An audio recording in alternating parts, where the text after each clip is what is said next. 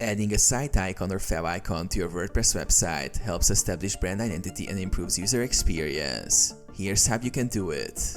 Prepare your favicon. Create a favicon image that is at least 512 x 512 pixels in size. Save the image in a supported format such as PNG, JPEG or ICO. Access WordPress Customizer. Log into your WordPress dashboard.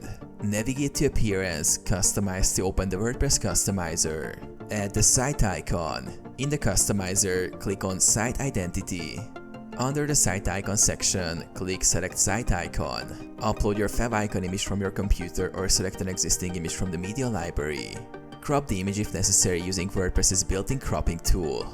Publish changes. After selecting the favicon, click the Publish button in the Customizer to save and apply changes. The favicon will now appear in browser tabs, bookmarks, and as a shortcut icon on mobile devices.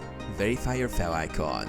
Open your website in a browser to confirm that the favicon is displaying correctly.